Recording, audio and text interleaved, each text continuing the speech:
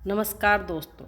आज मैं आपको सुनाने जा रही हूँ एक बहुत ही मज़ेदार और रोचक कहानी। तो सुनिए।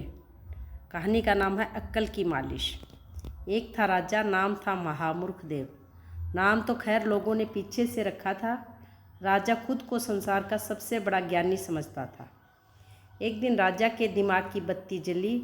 उसने अपने सेनापति और मंत्री को बुलाया और गंभीर होकर बोला कि मंत्री जी, हम देखते हैं कि हमारे राज्य के लोग बहुत ज्ञानी हैं, लेकिन हम दिन रात राजकाज में इतने व्यस्त रहते हैं कि हमारी बुद्धि का विकास रुक गया है। हमें तुरंत अपनी बुद्धि बढ़ानी है, कोई उपाय बताओ। मंत्री चतुर था पर राजा का मूड जानता था। उसने तुरंत झुककर कहा कि महाराज, बुद्धि बढ़ाना तो बच्चों का खेल है। हमारे पड़ोसी राज्य में एक बहुत बड़े बुद्धि डॉक्टर आए हैं। वे एक विशेष अक्ल का तेल लगाते हैं जिससे खोपड़ी का सारा कचरा साफ हो जाता है और आदमी महाज्ञानी बन जाता है। राजा खुश होकर बोला कि तुरंत उस डॉक्टर को हाजिर किया जाए, कीमत चाहे जो भी हो। मंत्री एक शातिर ठग को पकड़ लाया। ठग ने राजा के सामने एक चमचमाती शीशी रखी और कहा कि महाराज, यह कोई साधारण तेल नहीं है। यह हिमालय की चोटी पर पाई जाने वाली उल्लू बूटी का तेल है, लेकिन इसकी एक शर्त है। राजा ने उत्सुक होकर पूछा कि क्या शर्त? ठग ने धीरे से कहा कि यह तेल केवल उसी इंसान की खोपड़ी पर असर करता है जो असली बाप की औलाद हो और कभी मन में पाप ना लाया हो। अगर कोई अधर्मी इसे सिर पर लगाएगा तो वह हमेशा के लिए गंजा और अंधा हो जाएगा। अब राजा डर गया। उसने सोचा कि अगर मैंने तेल लगाया और बाल उड़ गए तो पूरी प्रजा समझ जाएगी कि मैं अधर्मी हूँ। राजा ने चतुराई दिखाई और मंत्री से कहा कि मंत्री जी, पहले तुम इस तेल की परीक्षा लो।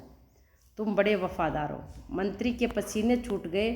उसने सोचा कि अगर मैंने मना किया तो राजा समझेगा मैं कुपुत्र हूँ। मंत्री ने झट से सिर आगे कर दिया। ठग ने थोड़ा सा सादा नारियल तेल मंत्री के सिर पर मला और पूछा कि बताइए मंत्री जी, कैसा महसूस हो रहा है? मंत्री ने दर्द से आंखें मीचते हुए झूठी मुस्कान के साथ कहा कि वाह महाराज, कमाल हो गया। मुझे तो अभी से पूरा ब्रह्मांड दिखाई देने लगा है। तारे टिमटिमा रहे। दरअसल ठग ने तेल आंख में चुभो दिया था। यह देखकर राजा की लालच बढ़ गई। उसने कहा कि हटो मंत्री, अब मेरी बारी। राजा गद्दी पर बैठा। ठग ने तेल की पूरी बोतल राजा के गंजे सिर पर उड़ेल दी और जोर जोर से थप्पड़ मार मार कर मालिश करने लगा। दे थप्पड़, दे थप्पड़, दे थप्पड़। राजा के सिर में भयंकर दर्द हो रहा था। आंखें लाल हो गई थी, लेकिन राजा मन ही मन सोच रहा था कि अगर मैं रोया या बोला कि दर्द हो रहा है तो लोग सोचेंगे मैं अधर्मी हूँ। इसलिए राजा दांत पीसकर मुस्कुराता रहा और बोला कि आह, क्या आनंद आ रहा है। मेरी बुद्धि तो रॉकेट की तरह उड़ रही है। तभी ठग ने राजा के कान में कहा कि महाराज, बुद्धि का आखिरी चरण बाकी है। अब आपको अपने सबसे प्यारे वजीर के साथ गधे की सवारी करनी होगी, तभी यह ज्ञान स्थायी होगा। राजा ने तुरंत अपने सेनापति को हुक्म दिया कि एक शाही गधा लाया जाए। सेनापति एक काले गधे को ले आया। ठग ने उस गधे पर थोड़ा सा पीला रंग डाल दिया और कहा कि यह स्वर्ग का सोने का गधा है। जो ज्ञानी होगा उसे यह शुद्ध सोने का दिखेगा और जो मूर्ख होगा उसे यह काला गधा दिखेगा। महाराज, आपको कैसा दिख रहा है? राजा ने झट से कहा कि अरे वाह, इतना चमकदार सोना तो मैंने आज तक नहीं देखा। मंत्री और सेनापति भी एक दूसरे को देखा और डर के मारे चिल्लाए कि हाँ हाँ महाराज, कितना चमकदार सोने का गधा है। हमारी तो आंखें चौंधिया गई। राजा उस गधे पर उल्टा बैठ गया, क्योंकि ठग ने कहा था कि उल्टा बैठने से बुद्धि पीछे का इतिहास भी देख सकती है। और पूरे नगर में जुलूस निकाला गया।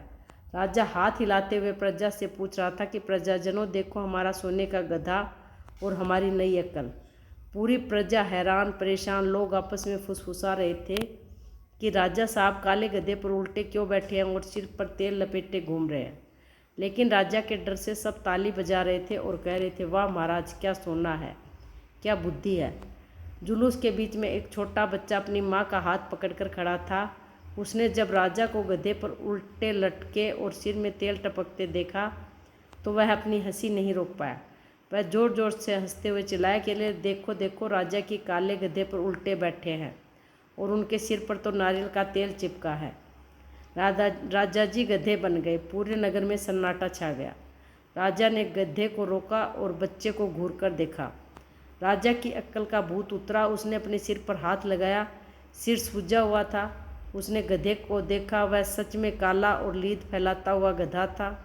राजा ने मंत्री की तरफ देखा। मंत्री ने सेनापति की तरफ देखा।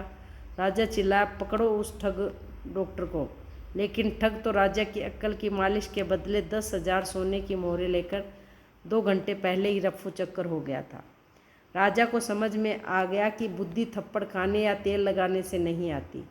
राजा चुपचाप गधे से उतरा, अपने सूजे हुए सिर को सहलाया और दरबार की तरफ पैदल ही मुँह छिपाकर भाग गया।